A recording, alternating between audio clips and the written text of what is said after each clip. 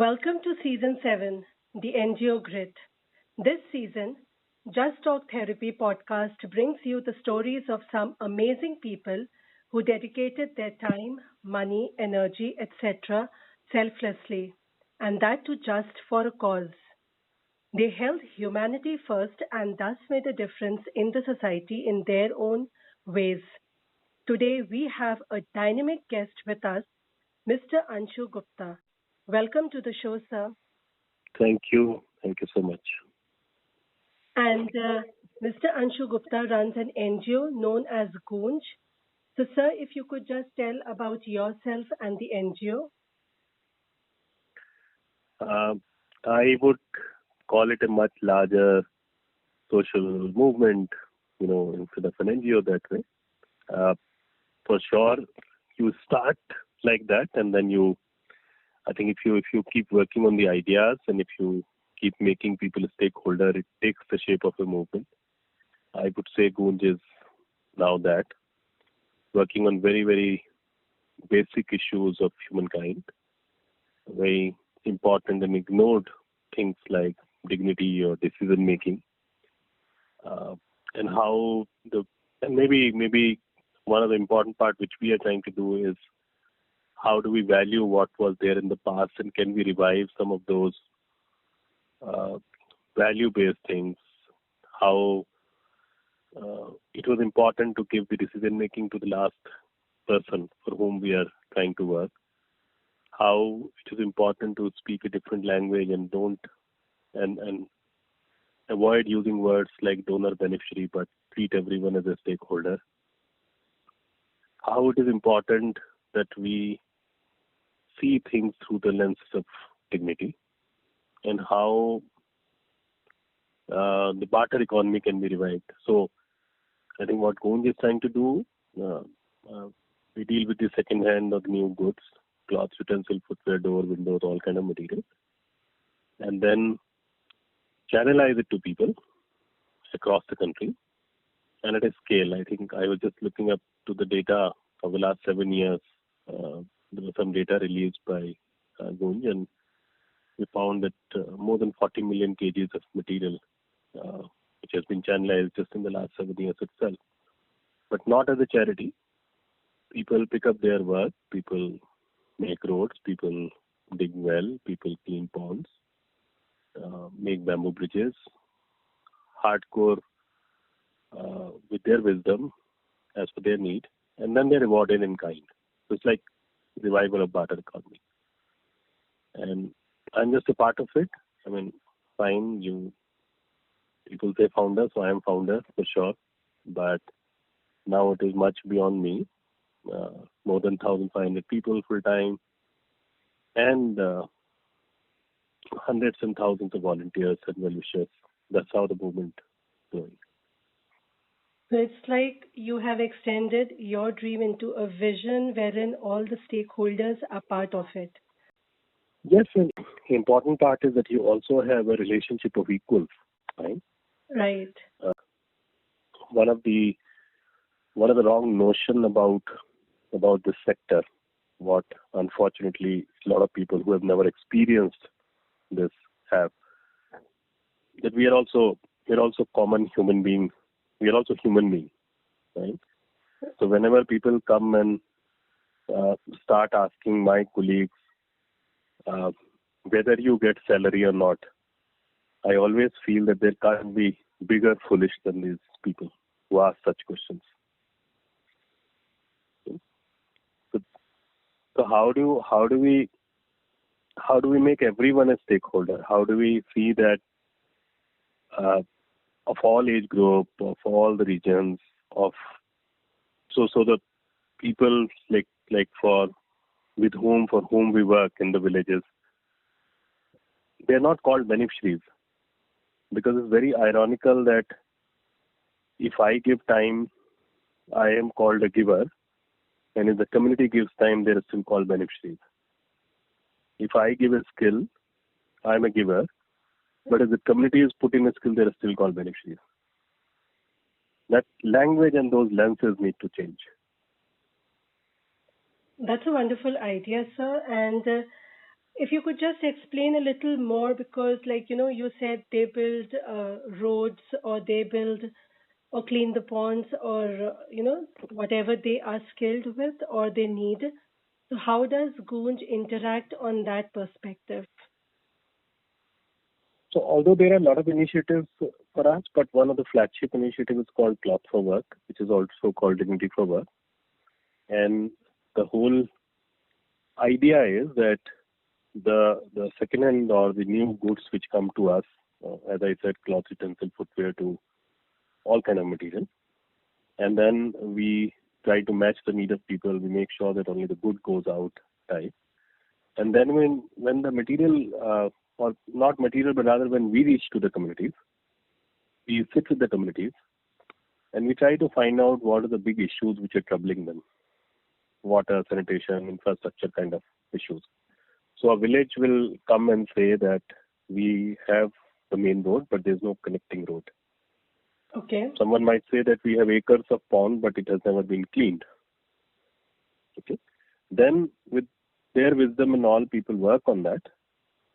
And after a few days of that work, they receive that family pack, what we create out of this material.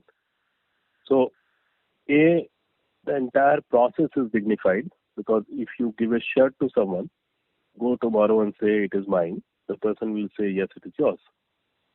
But if a person is making a road or solving his or her own problem, and the person gets a shirt, you go and say it is mine, the person would say that it might be yours, but I've earned it. So that language and narrative is changing. We are also able to that way, find few more currencies. On one side, it is the urban underutilized material. On the other side, it is the wisdom of the people. So the barter economy is revived. That's true, and that's how it's like, it reflects when you just shared about this, that the value of past is being revived, that I is now being, converted into we or us. Yes. That's what I felt when I listened to you. Yes, absolutely. Absolutely. Okay, so what inspired you into the social sector? I don't know whether I was entering in the social sector, to be honest, because 1998, when I left my job and started Goonj, very informally, okay, because to be honest, our registration is of February 99, because we didn't even know that we have to get it registered as trust. I mean, we didn't know all this. It was just that the very basic issue of clothing somehow started bothering. That too because of some of the incidents which happened in my journalism days, including meeting a family which used to pick up unclaimed dead bodies to support the local police, and they were paid 20 rupees and 2 meters of white cloth per dead body. And the girl of the family telling me that, of course, she said in Hindi कि जब मुझे ठंड लगती है तो मैं लाश के साथ चिपक कर सो जाती हूँ. She says when I feel cold, I hug the dead body and sleep. It does not trouble me. It does not turn around. That was one of the very gruesome incidents, but there were more. And then after a few years of work, I left, and that's how we started. We started one very, very basic issue of literally clothing, because we realized that you talk about three basic needs. You say roti, kapda, makan, food, cloth, and shelter. But ultimately, there is no sustained work on clothing. Clothing or cloth has always been a charitable thing, or a disaster relief material. And our logic was that in the world where half the world is going through poverty, why do you need any other disaster? Poverty itself is a disaster. So that's how, with a very humble piece of cloth, this journey started, and it has evolved with time. So in this journey, who supported you? I would say everyone. I mean, right from my initial phase, my small little family, my wife, Meenakshi, and then the people who started joining, then hundreds of volunteers, and I would say the biggest credit goes to the people in the villages who trusted on this idea. In a country where we talk, whether politically or NGO wise or corporate wise, the common belief is that just give away things to people. Maybe because we want to make our life easy that way, and we don't care for the dignity of people. No one wants charity, fine. I think that's the wrong notion of people like us. Charity might be the favorite subject of the doer of it, but it's not the favorite subject of the receiver of it. In that country and in that world, if those millions of people trusted us with a completely different approach and idea and language, I think the large part of the whatever has happened, that credit goes to those people. Very true. And you have just rightly said about the fact, that this word charity itself actually lowers the dignity of the receiver also. And it is amazing that you have picked up and working on this very important issue also about clothing, as this is a disaster management or something which is just donated as a relief factor. Yeah, you can't wait for a disaster. One of the things which we always say that you don't need a flood to be flooded with basic material. I say that's a basic human need. And today we are talking so much about circularity and all that kind of stuff, right? Landfills and all. In the world where more than half the population is going through extreme material poverty, and material is not those materialistic material poverty. Material, I'm talking about the material which is the basic need material poverty. And so this is what, in one of the forum in this recently in US also, I was raising the issue that we're talking so much about upcycle and recycle. And I'm saying that most important part is reuse, because at the end of the day, large part of the world needs the material as it is. There is extreme material poverty. Your worries about landfills and all will automatically reduce, and people will be in a better. They'll look better. They will feel better. They will be protected just by creating such models. And also, once it's created, giving it to the people in a dignified manner, that is like, sir, really worth listening. Thank you. And did you have any, or did you face any low moments? And if so, sir, I would like to know as to how did you cope? Listen, it is life, right? And this is a question which many people ask often, the problems and the issues and the challenges and all that. And I say that, and I give a very mundane example to people. And I say that, listen, in the ECG, the flat line of your heart is the worst possible line. What you love is the curves, the ups and the downs, That's what you want, because that's what called life. So we should not be worried about all these challenges and what people are thinking about it, what people are saying about it, because there are enough good people. Okay, we all grow because the society is still full of goodness. Some jokers will come, they will doubt on your integrity. They can only look what they are, and they will look into you and say the same thing what they are, because their vision is very limited. They can't think beyond that. They can only think wrong. They will only come back with one bad experience and will not count 99 good experience. Maybe many of them have not, fortunately, have not faced the need of an institution because of a cancer patient at home, because of a person with disability at home, right? Because they suffered with a disaster. So that's how maybe they don't understand the value of it. So we keep hearing this, all this nonsense. But the most important part is that we also keep hearing a lot of good. And the fact remains that we know what we're doing. And more important part is that when we started, we didn't start to become the Facebook heroes. We started because we felt about something. And we started knowing that there are issues. We started by leaving a good job or whatever. And I will not, and I'll never call it a sacrifice. Never ever. Me and Meenakshi both, is what we always say. A lot of people come and they say, no, but you have made so many sacrifices. And we say, no, we don't call it sacrifices. I mean, we are very privileged that we have a dream that way, and we're able to work on the dream, and the dream is in the right direction. What else do we need in life? And every single low moment, every single challenge, I feel that it is a part of life, and it is needed. The life cannot be flat.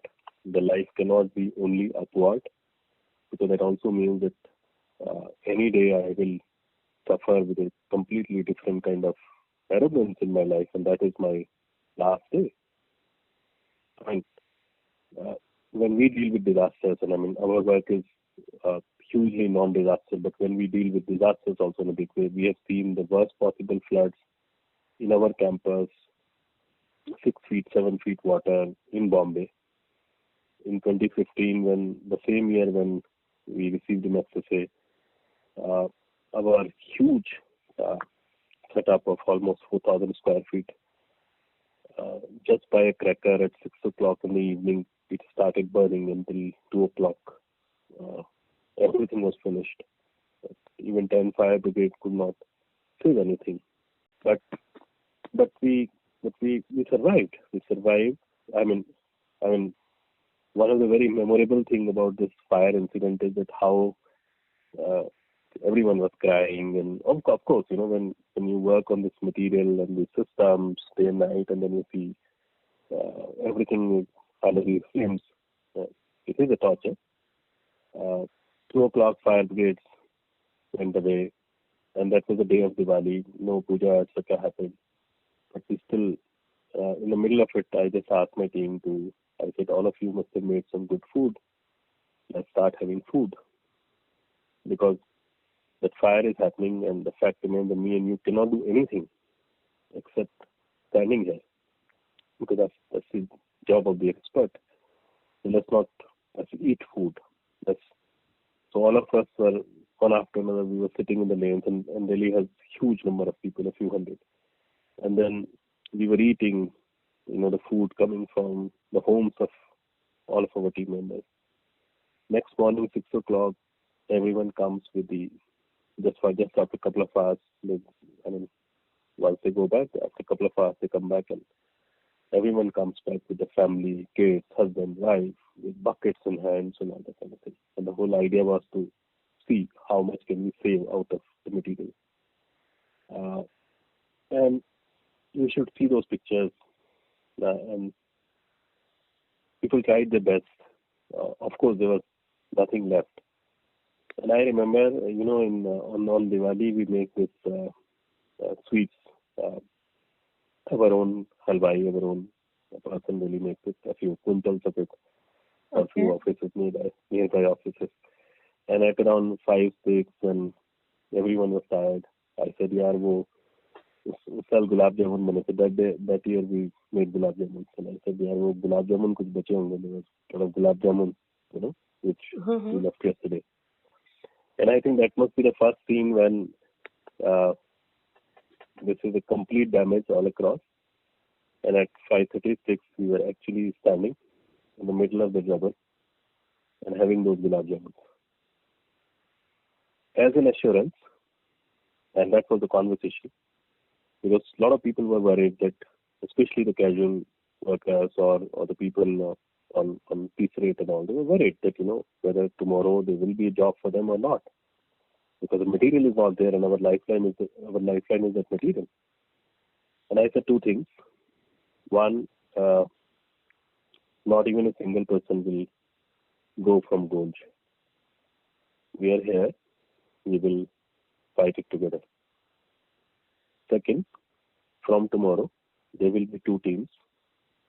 One team will still work in this area of 4,000 square feet and try to see if we can still find something and maybe make it or use it for some products, if not as it is. And the second team will work in the remaining stores for 3 days. And on the 4th day, we will send our truck out. That's nice. There were tears, and there were a lot of tears. Next morning, this is how 2 teams started working. 4th day, a big truck was there.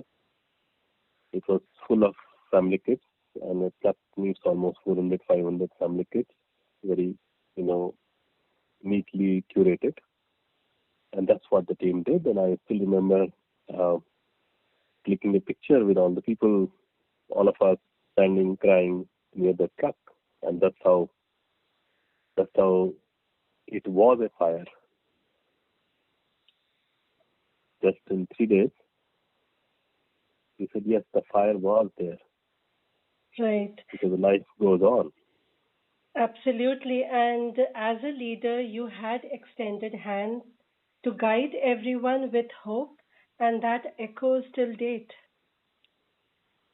I mean, that's the only role of the leader at a certain point, fine, because actual work is done by other people. We only take credit.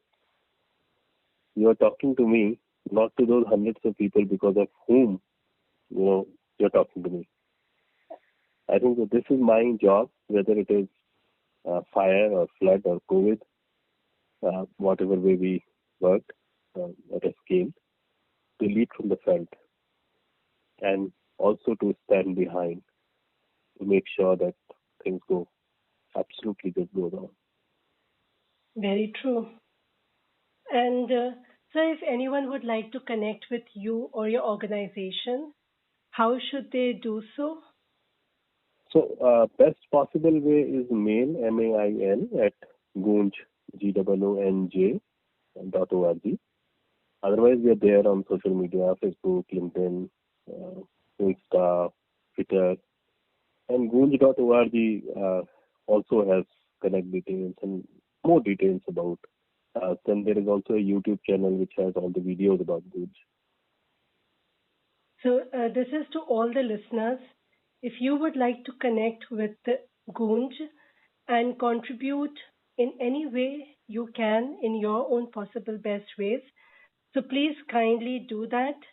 And as Sir had said, challenges will be there, but one should move on, as in the society there are still many good people, and one should believe and focus on their own dreams. Society is actually full of good people. Absolutely, sir. Unfortunately, we focus more on those 10% instead of 90%. 10% wrong versus 90% good or whatever. And more important part is that we all need to really value that we all have one life. That's it.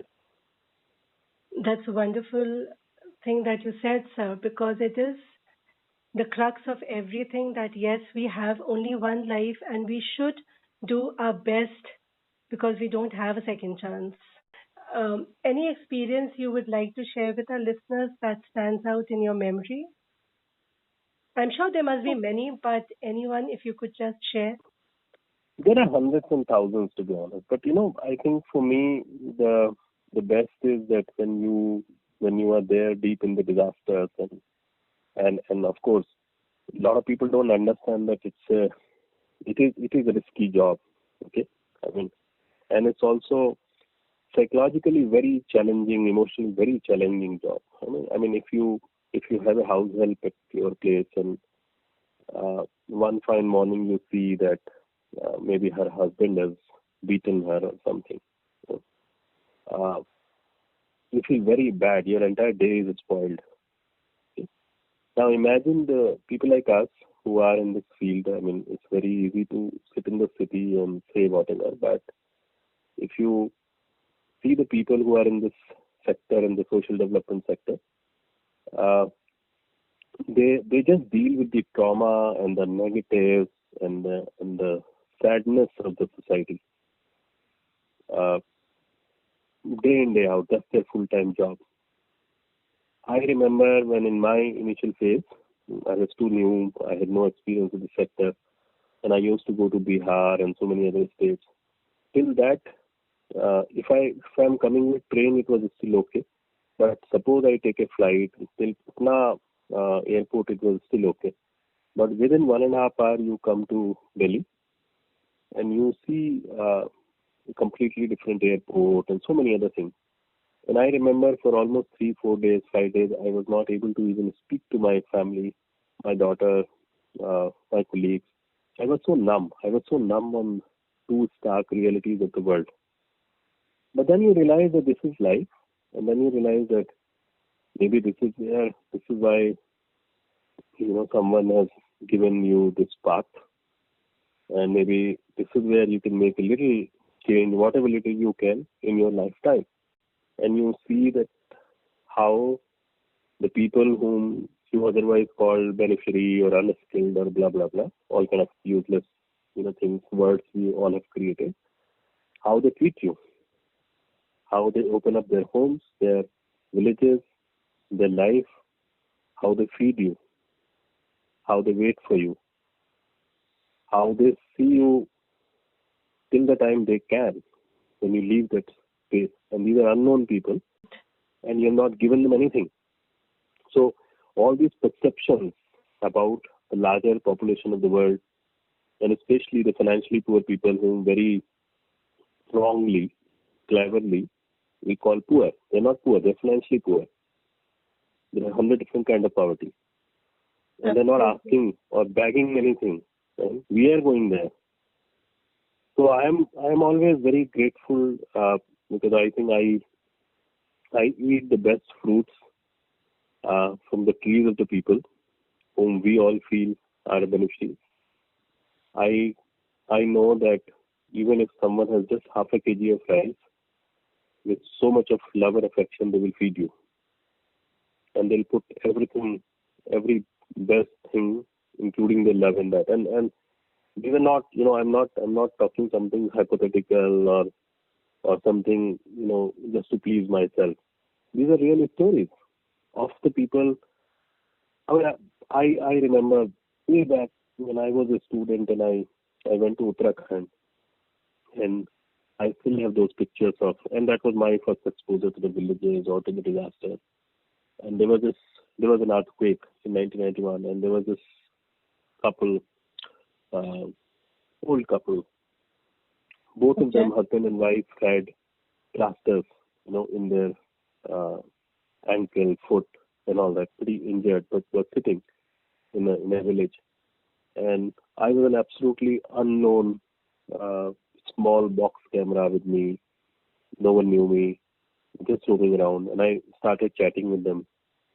And in the mountains where they lost their house, they lost their livelihood, livestock, they were injured, they lost their family members, and that was my first impression of a village of India. They didn't let me go. They didn't allow me to go till they gave me a cup of tea in a steel glass with a lot of sugar. The way Uttarakhand, people enjoy tea. That's a memory. For me, that is not one of memory. For me, that's a daily routine when you're there with people. So it's a very blessed life. Thank you for sharing the experience. Yes, because that is also, I believe very strongly, the main, let's say, fabric of India. Absolutely. So, Absolutely. and No religion, no caste, no community, no state, no geography. It's human. you are absolutely right. It crosses all the boundaries, actually. So, any message to the youth you would like to share? No, I think I've already said that we have only got one life, and it's precious. And youth or all age group must understand, I am repeating myself maybe 100th time, that in this entire COVID era, if you have food in your plate, for dinner, if you have a school, college, office to go in the morning, if you didn't go to the hospital, or if you went to the hospital and came back, just consider it is our second birth. It is that Punarjan. If we consider it a second birth, then we of course have to give back, rather pay back, not give back, for whatever the world has done for us. You have very well. Sorry. And what I have seen in my life, and I was morning only I was addressing a forum of youth, new fellows, and I was telling them the same thing, that listen, what you study and what you're passionate about and what you're working on right now, these might be different things. Okay, it's not important that what you study, you only work in that. You should just follow your passion. You should just follow what bothers you, or what really, if something bothers you, work on that. If something you're very keen about, or if it's, you're passionate about, work on that. And that's what the life is all about. It's not about numbers. It's not about money. At the end of the day, all of us just have to eat a few chapatis, some rice, some dal. Rest everything is about material. That's rightly said, sir. And that doesn't matter. Very true. And this is to all the listeners that what Sir has said, please be mindful about it and keep that as a perspective whenever you have those low feelings that yes, we only have one life. So before we end, sir, anything you would like to just say? Oh, so my takiya kalam is lage raho. Okay, that's nice. That's it. I say lage raho. Keep it. Wonderful. And I can imagine a glass of hot tea with added sweetness. And that is what Goonj is all about. It's an echo which reverberates with the waves of what humanity should be. Thank you, sir. Thank you, Ji. And take care. Thanks for your time. Thank you. It was a pleasure and very insightful to listen and learn from your experience. Thank you. All the best. Thank you, sir. Take care. Bye.